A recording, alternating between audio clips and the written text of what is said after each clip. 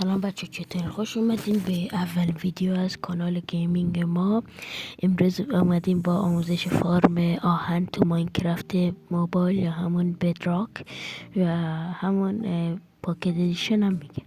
لطفا قبل آموزش چنل ساب کنید، ویدیو رو لایک کنید که از ویدیوهای دیگه ما جا نمونید. خب بریم سراغ آموزش. راستی چنل رو ساب کنید، ویدیو رو هم لایک کنید که با این لایک و ساباتون به من انرژی میدید. خب قدم اول اینه که 100 بلاک از زمین فاصله داشته باشیم و بعد از 100 بلاک با یه نردبون یا با هر آسانسور دیگه ای شما باید یه کار کنید که تو سروایوال بتونید از اینجا بالا برید با هر آسانسور سالسندی یا با نردبون. و وقتی که این کار رو کردین، خب اینجا شیفت میگیریم و یه پلتفرم 5x5 درست میکنیم. خب 1 2 3 4 4 اینجا هم یه پلتفرم 5x5 باید درست کنیم. خب بعد از اینکه پلتفرم درست کردیم خب وقتی پلتفرم 5x5 درست کردیم با بلاک موقت این دوره اینجا رو اینجوری بلاک میگیرید و اینجوری تخت میذارید، یعنی 20 تا تخت باید بذارید این ور اون ور.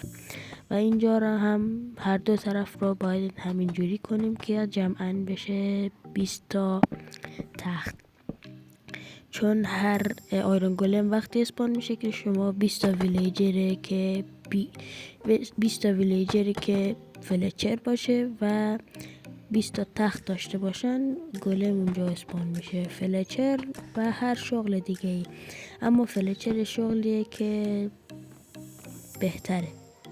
خب وقتی که این کارا رو انجام دادین، دور این بدار رو اینجوری باید بلاک بذارید که دورشو بتونید خوب بپوشونید. بعدش بعد همه جای بدار رو بپوشونید که ویلیجرها نتونن روش بخوابن. بعد اول اینا رو تموم کنیم، بعد قدم دوم سوم رو هم میگم.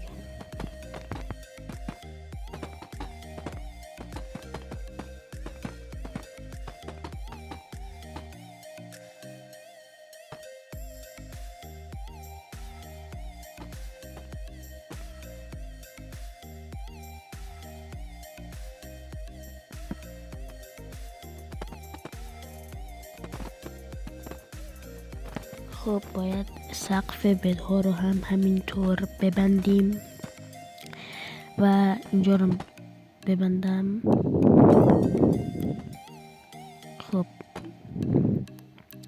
و به ارتفاع 3 بلاک دور دیوار، یعنی به ارتفاع 3 بلاک دیوار میچینیم همینجا که ویلیجرها نتونن فرار کنن.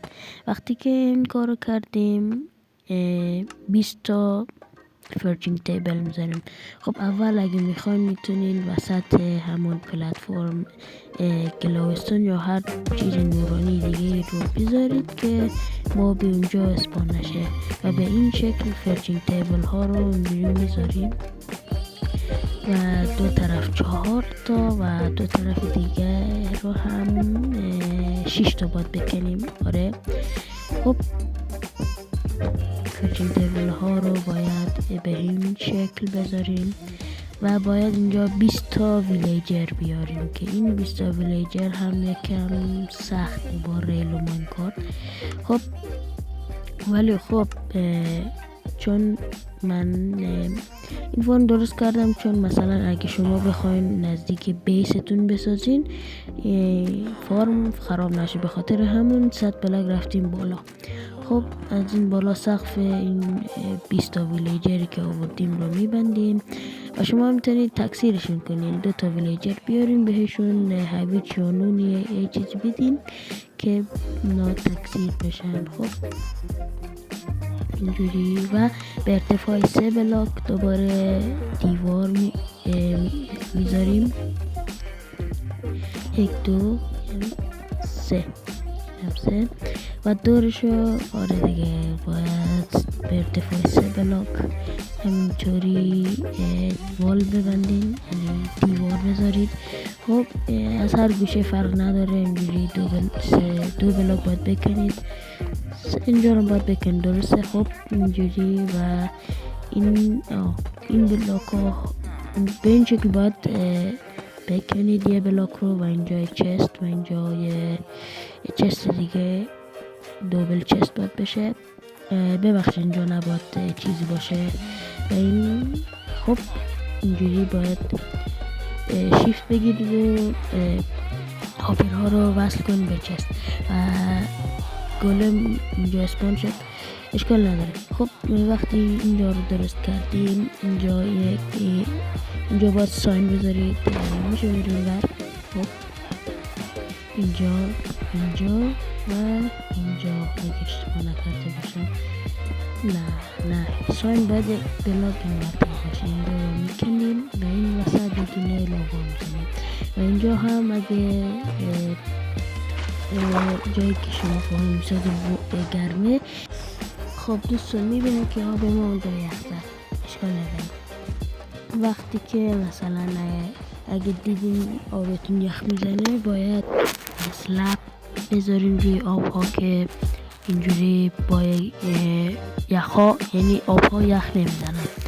و اینجا باید پلتفرم واسه AFK بسازیم و تکرار نمیکنم هر جا میتونیم با برگ اینجوری پلتفرم بسازیم که گلم اسپان نشه، و یا میتونیم با کارپت این پلتفرم رو درست کنیم، یعنی بلاک بزنیم و روش کارپت بذاریم که من خودم ترجیحاً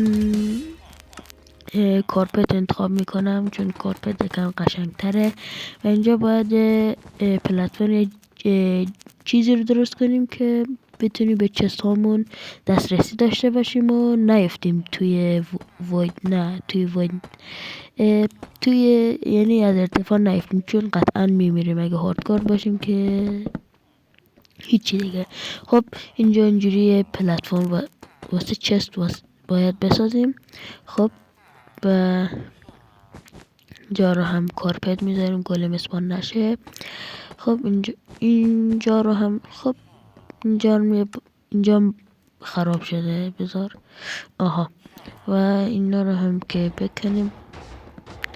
و بگم بچه بهترین جا واسه AFK 20 بلاک دورتر از فارممونه، یعنی 20 بلاک باید از فارم دور باشین، اینجوری فارم بهتر کار میکنه. خب اینجوری همینطور که گفتم باید اسلپ بذارید و روش آب بذارید.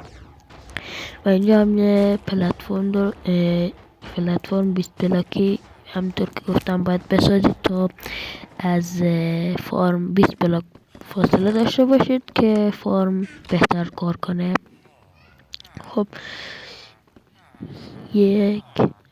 درسته. خب وقتی 20 بلاک رو درست کردین، اینجا باید یه خونه بسازین، یه AFK روم باید بسازید که هیچ موبی دیگه نتونه بیاد یا نتونه بهتون صدمه بزنه. این دیگه سلیقه‌ایه دیگه. و روش باید کارپت بذارین که کارپت ها رو هم میتونین رنگی انتخاب کنید. و اگه میخواین فرم کارپت، یعنی فرم پشم واسهتون آموزششو بذارم، تو کامنت ها بنویسید فرم پشم، همین فقط بنویسید.